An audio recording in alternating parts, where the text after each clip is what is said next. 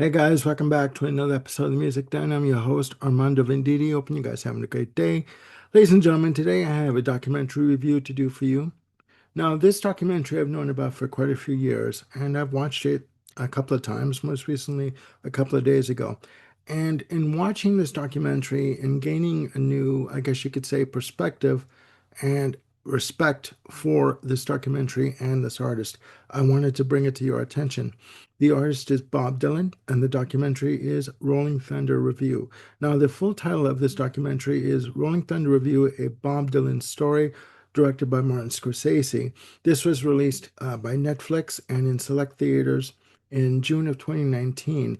This documentary depicts and goes through the concert tour that Bob Dylan undertook for North America, later dubbed the Rolling Thunder Revue.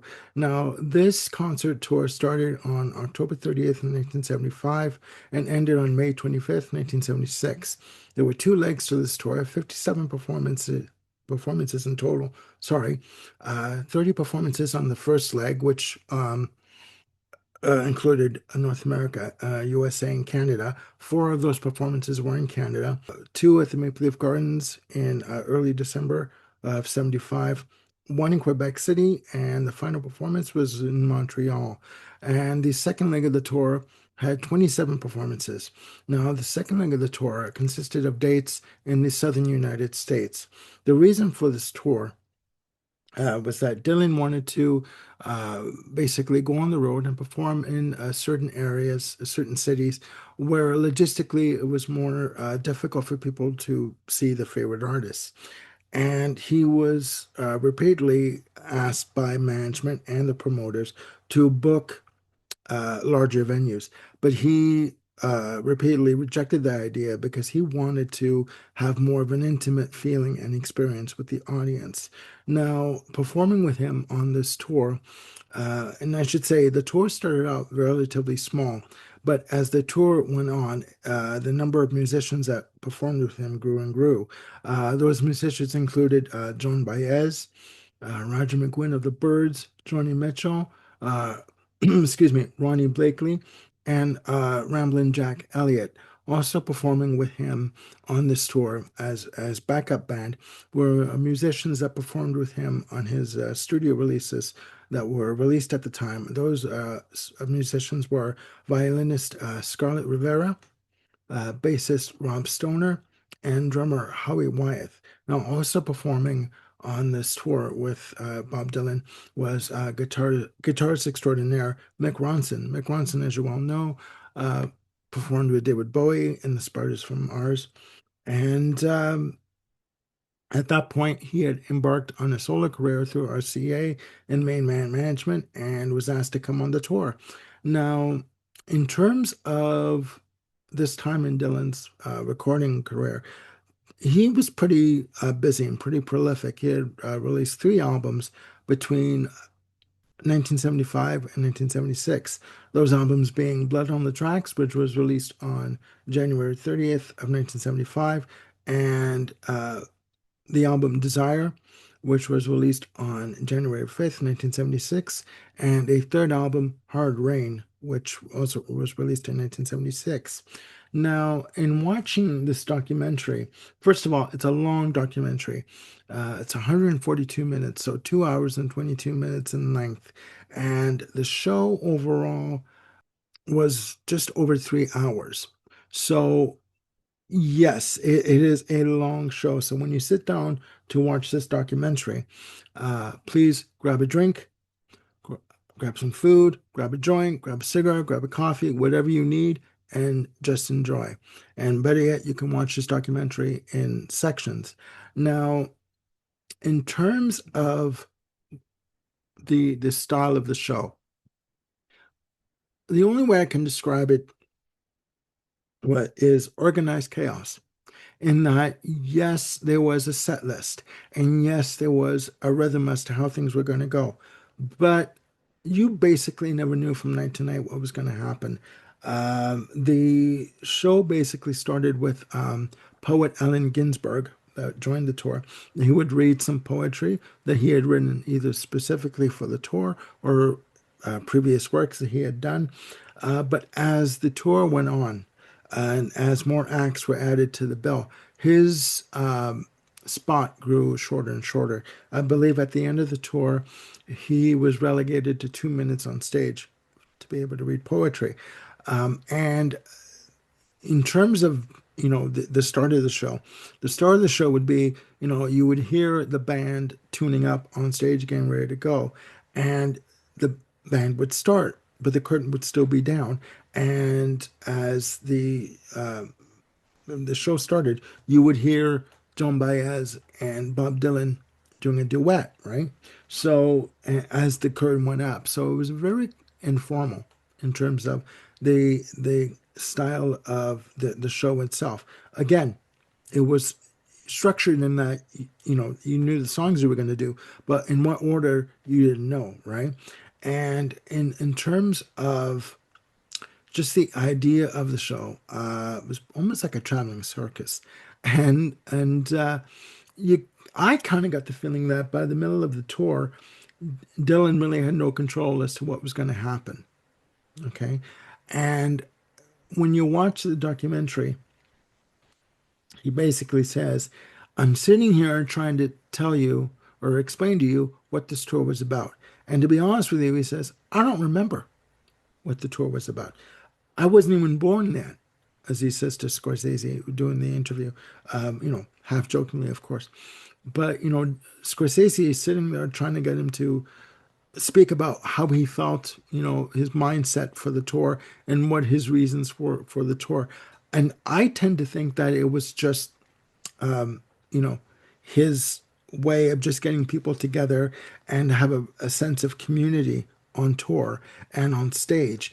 And in terms of people that were asked to perform, there were two other artists that were asked to be on the tour but declined. Those artists being Bruce Springsteen, who at the time had just released, excuse me, Born to Run in August of '75. So his star was on the rise for for his career. And in terms of Springsteen, there were two stories. One, he had said that he could not commit due to his touring commitments. And also, there was another story that he wanted to bring his band on tour with him for this performance, for this tour. And Dylan refused. So he said, "Well, thanks, but no thanks. I'm not going anywhere without my band."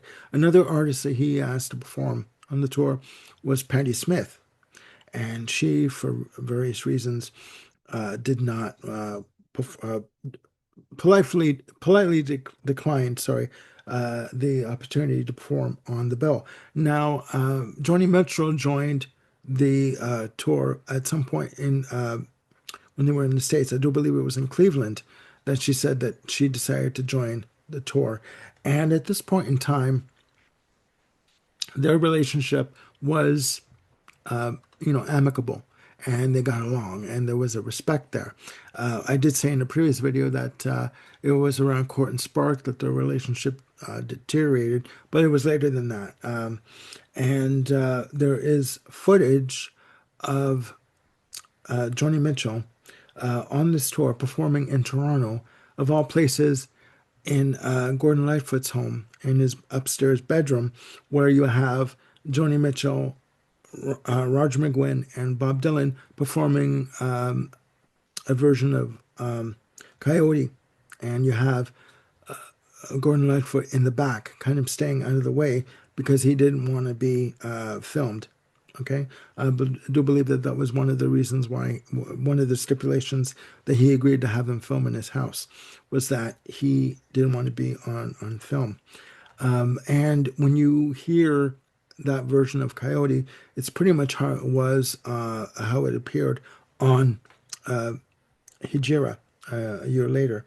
But the whole sense of the tour was a resounding feeling of camaraderie, of unity, and just having a good time together and enjoying one another, and in respect for one another among the musicians that were performing. There was one story, however, that you hear from Ronnie Blakely, saying that she asked Mick Ronson what his view was of Dylan, and he basically said, "I don't know. He's never spoken to me." And you do see, sorry, you do see Mick Ronson pretty much in the back. Yes, he does some great guitar work and some good soloing, but he's pretty much in the back and pretty much keeps to himself and basically does what's expected of him on tour. And they don't really speak to him in terms of getting his opinion of the show. And in terms of the show overall, the full show, when it was at full tilt, clocked in at just over 3 hours. I do believe it was 3 hours and 10 minutes. And if you go online on YouTube, you can find a soundboard recording of this tour in Austin, Texas, clocking in again at 3 hours and 10 minutes. And it is a soundboard recording bootlegged of the show. Now, in terms of the picture quality, now, first of all, I'll show you what I have here. I was able to get the Criterion uh, release of this documentary, okay, of the Criterion release. Okay. And you see everyone that's pretty much on the tour there. And it's been the sound, it's listed as being remastered and fixed up and touched up.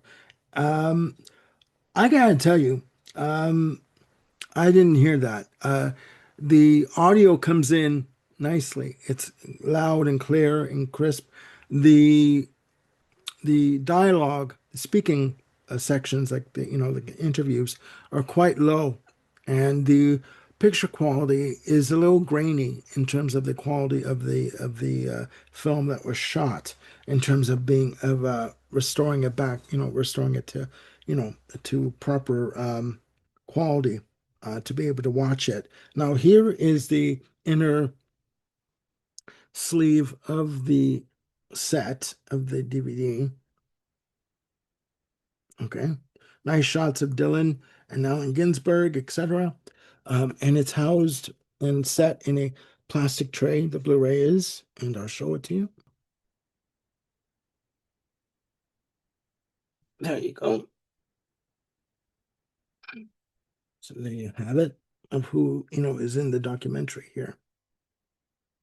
Also, what I found too is there was a story of a young woman that went to the show with her mother, and they didn't have tickets, but they just wanted to see if they could get in.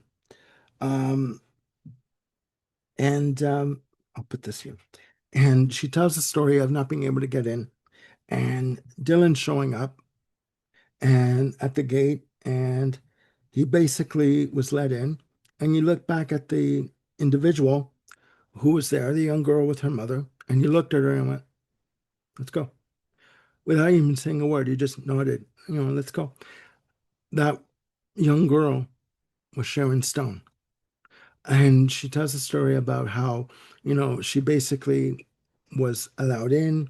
And what Dylan noticed about her was she was wearing a Kiss t-shirt. And he asked her, he says, "You actually like those guys?" And she says, "Yeah, I like them." Yeah. And at some point during the tour, he starts wearing a bit of the white kabuki makeup, pancake makeup that Kiss were doing at the time, using at the time. Not to great extent, but you can see that he is wearing thick eyeliner and white makeup, that sort of splashed across his face. And, you know, um, it's interesting. It's interesting. Um, Eventually, Sharon Stone was asked to be on the tour with him, working backstage, helping out with the costumes. She tells the story of, Joan Baez giving her a blouse to iron for her before she went on stage. And, there was a good sense of camaraderie, you know, among the musicians that were there. But you did get the feeling that at one point he kind of felt, Bob Dylan kind of felt that he was kind of losing control as to what was happening, and there were a lot of hangers on in terms of the tour. Ronnie Blakely said so. And yeah, and you do get the sense that Dylan kind of felt like, what have I created here? What have I done? But he wanted to continue, and the tour was not a success. It lost a lot of money, but he felt that for himself, and that for his fans, or for fans that wanted to see a good show, that he was going to continue. Now, included in this collection is a book.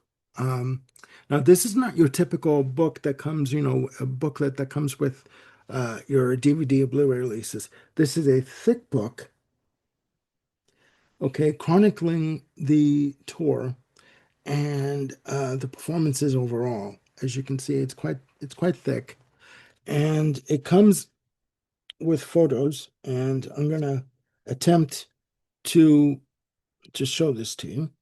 Just one photo. Here's a good shot of Dylan getting ready before a show, putting on the makeup, you know. So yeah, and it actually comes with a table of contents in terms of what you wanted to read and stuff. It's quite detailed, and it's a quite a thick booklet to include within this package. Now, in terms of the show overall, I do like it. The sound quality or poor video quality with the Blu-ray overall, I do like it. I think it's a good document as to where Dylan was at this point in time in his career. I think that the only way I can describe it, if I didn't say this before, the only way I can describe this tour is organized chaos, because you really didn't know what the hell was going to happen from night to night. And there were certain shots, certain scenes of Dylan driving the bus, the tour bus, going from city to city. And yeah, I mean, it wasn't, you don't get the feeling that Dylan was delusional as to why he wanted to do this tour. He knew why certain people were there, for favors or for getting exposure from being around him or being noticed because they were with him. He was not delusional about that. He understood that. He basically wanted to go on the road and just do a tour of music. And some of the performances that you hear, songs from Desire, you hear them being performed just before the album comes out. So it's, interesting how a song evolves from the beginning, from its inception to the middle stages to when it's finally recorded and released on Desire, or even music from Blood on the Tracks, which I think, as I've said before, it's his most un-Dylan sounding like album vocally overall. But yeah, I think it's a fantastic documentary. It's lengthy, again, over 2 hours long, almost 2 hours and 30 minutes long. Grab a snack, grab some, drinks, grab a joint, grab a cigarette, grab a coffee, whatever you need to sit back and enjoy. And if you are a fan of Dylan and this period of his career, this documentary is for you. All right, so check it out. And once you've checked it out, let me know what you think of this documentary down in the comments below. And yeah, I mean, and the reason why I did this video was because after doing my episode with Sagosh on Dylan a couple of days ago, I wanted to check out this documentary again and give you my opinion on it. And please check it out. What do you have to lose? You can get the Blu-ray for $47.99 on Amazon.ca. You can get the DVD for $44.99 on Amazon.ca, also Amazon.com, .co.uk, on eBay. You can get this documentary. And there's also a 14-disc box set chronicling the entire tour of the Rolling Thunder Revue, from rehearsals to final tune-ups in terms of the set lists and stuff, and also the performances. So if you want to invest a good chunk of money, the box set, the CD box set, is going for around $224 Canadian. You can get it on Amazon, you can get it on Discogs, on eBay. And yeah, if you want to invest the money, please do. This has been released in various formats, various versions, but the Rolling Thunder Revue box set, the image I showed you on screen, is the definitive version of it. So if you want to invest the money, please do. And if you're a Dylan fan, then this collection, DVD, Blu-ray, DVD, and box set are for you. So that's it for now. Please click like and subscribe, and do hit the notification bell to keep yourselves on top of any new content I've got coming up. And I will see you soon on the Music Den with more episodes. Bye for now.